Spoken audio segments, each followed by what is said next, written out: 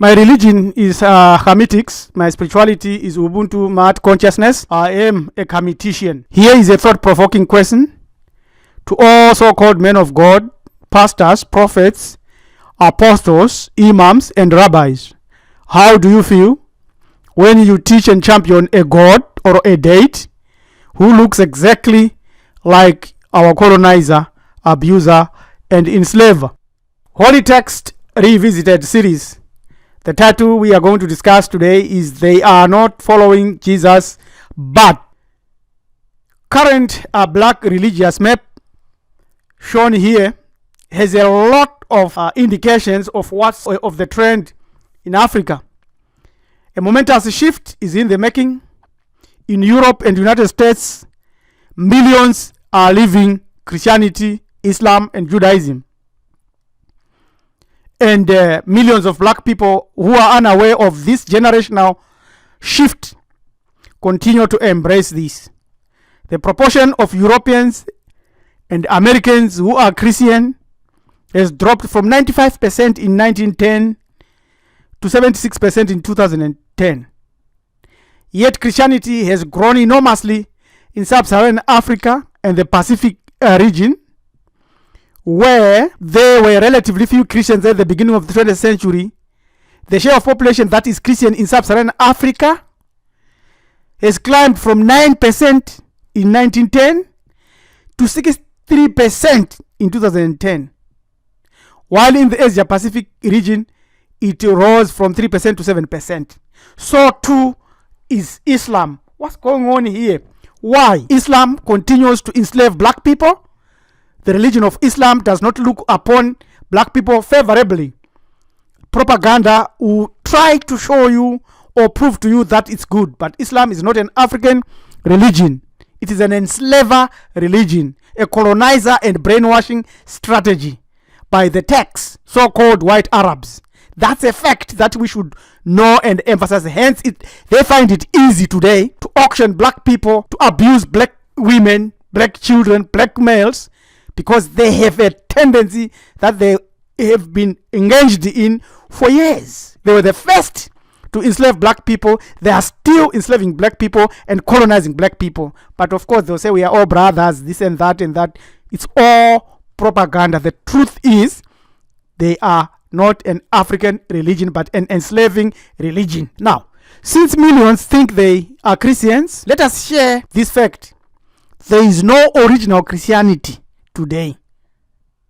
And the Christianity is a man-made belief system. Despite all this, Christianity differs from the one you read in the Bible. Ever wondered, with so many diverse doctrines, which Christianity is right? Few of them know that Jesus never attended church, that Jesus never read the New Testament, but that he read the Torah. And he said in Matthew 5:17, do not think that I came to abolish the law or the prophets.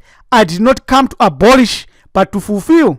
And in reality, it's impossible for anyone today to follow the Bible because there are so many contradictions in the Bible. We are going to prove that. What we want to prove is what is wrong with Christianity. Some say Christianity is an African religion. It is not. In what sense is it not? In more than one sense. We are going to share a number of factors on that. First, there are many Jesuses, even within the Bible itself. They are popular, but they are all fake. There's Jesus Barabbas, who was the captive robber, a thug. And there's Joshua, who was the famous captain of the Israelites and Moses' right-hand man and successor. That's Jesus also. There was Jesus, son of Eleazar, one of the ancestors of Christ. He's also Joshua. Jesus, surnamed Justus, a Jewish Christian associated with Paul in the preaching of the gospel. And also Jesus, the son of Sirach, the author of the apocryphal book Ecclesiasticus, who lived in the 30th century BCE. Earlier than even Jesus, the one you follow. The many Jesus in the Bible. There is also the son of Abed, who was deprived of the high priesthood. There is also Jesus, son of Ananas, his omnious clamor and death. There is also Jesus or Jason, the son of Saphias, governor of Tiberias. There's Jesus, brother of Onias, deprived of the high priesthood by Antiochus Epiphanes. There's Jesus, son of Gamaliel, who was made high priest, the eldest priest after Ananias. And so there's Jesus of Damnasius, made high priest. And so there's Jesus, son of Saphat. So there are so many of them. We have listed ones where you can go and document and find their documents. We have ignored a lot of other writers like Josephus because we know it's fake. One of the earliest recorded Christs came from Africa. And that is the one that you have never and you will never be told about. And we are going to share with you that Jesus. A date known as Serapis, earlier former Coptic, Userapi, Osiris, Apis. So two combination, Osiris and Apis. Or Osiris and Apisa.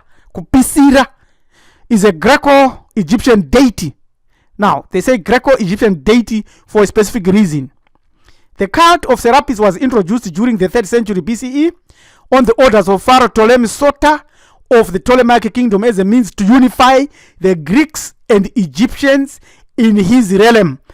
The ancient Egyptians never ever wanted to unite with the Greeks. Despite that they were colonized, they resisted for years. They never jumped on bed and said, oh yeah. So he came up with a plan, and they forced and bought the priesthood, and the priesthood crafted a date where they took our ancestral bull. Every African, every Muntu knows that amongst their cattle and stock, they will have a bull. In Karanga Tinoti, Nzombe Yomusha. And if you go to study this, you'll find that it's obvious, it's straightforward. Mombe Amadi Sekuru. That's, I'm putting it in Karanga. When I say Mombe Amadi Sekuru, I'm saying the bull for the ancestors or specific ancestor. And then they combined the ancestor Ausarije. And out of that, they came up with Serapis, and they went to the Greeks and said, we have made a date for you. And this is where our problem is coming now, because that's blinding us. This Serapis and a set, because another Setian was made and they were given. That is a topic for another video. So the cultus of Serapis was spread as a matter of deliberate policy by the Ptolemaic kings, who also built the immense Serapeum of Alexandria. Serapis continued to increase in popularity during the Roman Empire, often replacing Ausarije as the consort of Isis in the temples outside Hamid. This is public knowledge. In AD 134, after a visit to Alexandria, Emperor Hadrian wrote a letter to his elder brother-in-law Sevanius, in which he commented, so you praise Egypt, my very dear Sevianus. I know the land from top to bottom. In it, the worshippers of Serapis are Christians. And those who call themselves bishops of Christ pay their vows to Serapis. Whenever the patriarch himself comes to Hamid, he is made to worship Serapis by some, Christ by others. There is the author who gave us that. So all this was stolen, and we have given the proof. Now, seeing that the Greeks did obtain their date fashioned by black priests of Hamid, the question is this the same Christ billions of Christians are following today? There are so many spirits here that I have to deal with. There are so many angles, subconscious angles, group psychology angles that you can answer this question using to come to an understanding. Which Jesus now, though used to refer to followers of Jesus today, the root of the word is far more involved than most people realize. And the history is as we have already given. A true Christian is a person who has put faith and trust in the person and the work of Jesus the Christ, including his death on the cross as payment for sins and his resurrection on the 3rd day. But we know where he has come from. He's a bull. He's an animal. Across the ages, we have proved that he also became a lamb, fish. So this is a very clear demonstration of how this doctrine was built. What does it really mean to believe in Jesus Christ? Because of various doctrines of demons, many wrongly think they can believe on Jesus without obeying his emphasis on doctrine. So there's a mixing here. There is a source of doctrine or a source of written material that was used by the priests in ancient Kemet when they crafted Serapis. And that's where Hamiti Hebrew Ethics Marifat Ochem derives its understanding and doctrine, plus the oral teaching of Ubuntu and Ma'at. But in reality, this is the Christian God today, Cesare Borgia. But we have demonstrated where that came from. So modern Christian practices do not change one into Christ-like. Why? Because you cannot become a bull. You only become what they teach you doctrinally to become.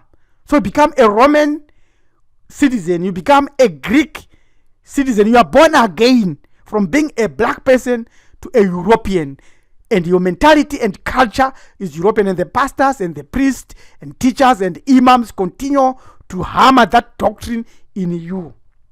So, here's the timeline of Jesus' childhood, according to the New Testament, as they wrote their story. They said Jesus was born here, and after 8 days, he was circumcised. And then the story goes on like that. Circumcision early in the New Testament. So circumcision became a distinctive indication of Jewish fidelity to the covenant. But we know, we've got a question there. Did it begin with these people? No, we know it started with Abraham, but we've got more questions. So it says that John the Baptist was circumcised, Saul of Tarsus was circumcised, and Jesus was circumcised. And then they say he casting doubt on the preeminence of the right when he stated that his healings made people complete whole. So they are changing now. They're putting in another culture. Where did circumcision come from? Why are Christian males not circumcised today? Do they follow Jesus? Which one? We know that Moses learned from ancient Africa. And Moses copied Afro culture. Acts 7, 20-29, 22 says, and Moses was learned in all the wisdom of the Egyptians, and was mighty in words and deeds. And one of the doctrines that the ancient Hamite taught, of which Moses learned, was circumcision, a practice of Bantu people. And all that circumcised today, Muslims, Jews, and others, copied it from black people in Hamit. And there is the proof. So when they tell you now not to circumcise, they are cutting you off from your culture, and you obey them. Of course, they trick you and make all the tricks they do. Number 2, fact. Jesus kept all the 7 annual African festivals. He ate no pork because of totemic understanding. Christians today eat pork, drink everything, they think they are liberated. That's Greek Roman culture. In African or Bantu, Ubuntu culture, you do not eat everything. You eat what synchronizes with your blood. So Jesus kept the annual festival. There they are: Passover, Feast of Unleavened Bread, Pentecost, Shavuot, Memorial of Blowing with the Trumpets, Day of Atonement, where we take that goat and put sins of the nation and let it go into the desert. Kurasira mamepo kula intutu. Feast of Tabernacles, where we go and live in the forest and pray for rain and worship the heavens. And the 8th day, last great day. So Christians do not keep that. They say this is a shadow of things to come, because they are now Roman citizens, Greeks. So they keep Christmas, Easter, Halloween, Valentine, May Day, and they keep all these days. So they are not Christians at all. You can never find them. Now, many Christians, unbeknownst to most of them, and early Christians, they don't know that there were 2 distinct divisions or denominations. There were 2. But in doctrine, the New Testament portrays 2 complete different doctrines. One was organized by the Jewish followers of Jesus, his disciples and close associates.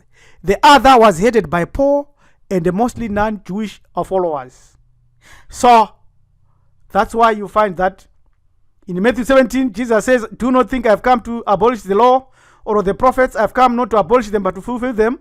And then Paul says, go to hell. Jesus abolished the law with all its commandments and regulations. Ephesians 2:15 and Colossians 1 says, we are no longer under the law. We are under grace.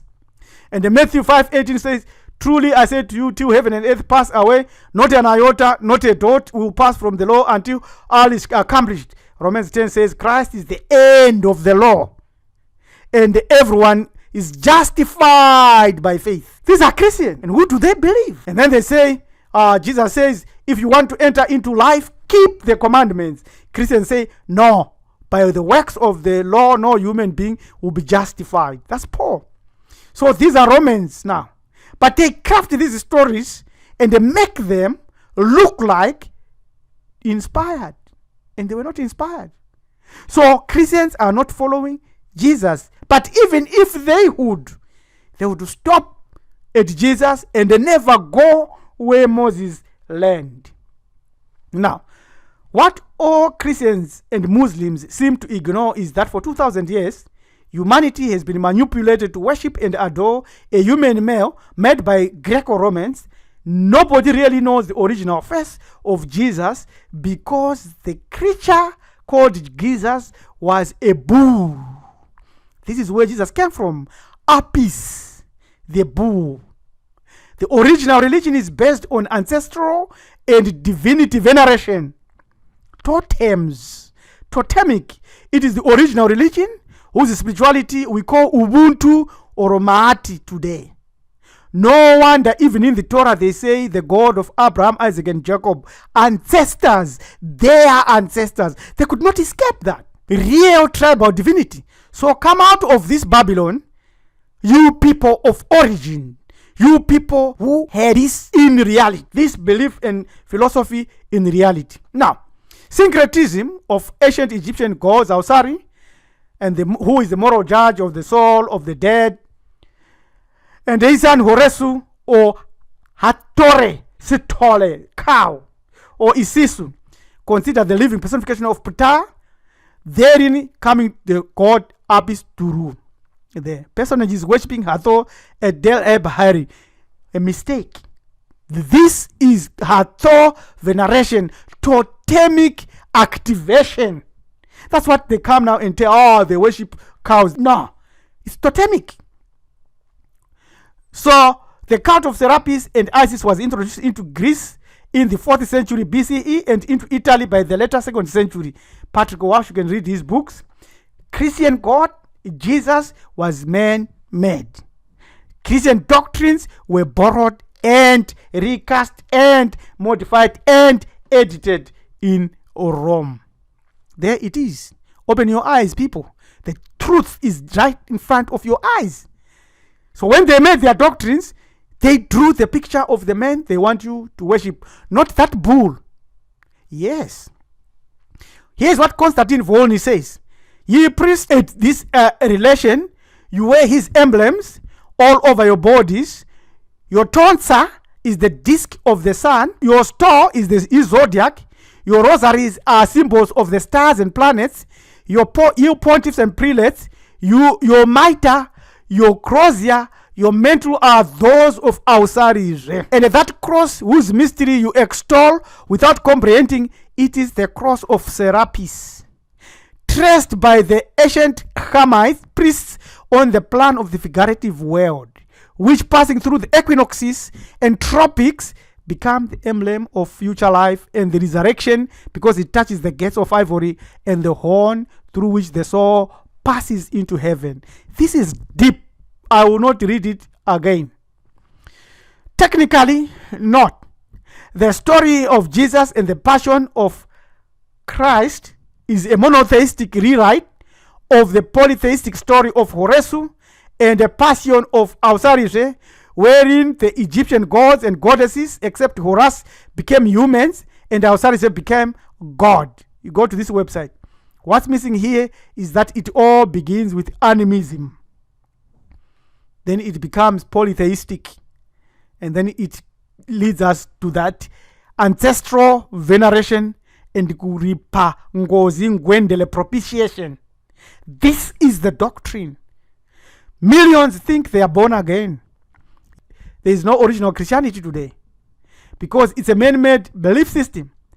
All it leads you to is your embracing Greco-Roman culture when you teach your identity and you are born again as a European, as a Roman, under various denominations. And then say you are born again, and then they give you the spirit. And they remove the spirit of Osiris, and they put the spirit of their own creation of Jesus, whom they created. So, say no to Christianity, Judaism, and Islam. Embrace thy own self and connect to your true divinity. Think about this very deeply. For more on these topics and many others, shoot us an email today on join@marifado.com. Subscribe to our channel, Hamiti Hebrew Ethics Marifado Organization, HEM. This preacher Rabbi Ellen Dumizulu. We are rebuilding our greatness. Thank you. Have a good day.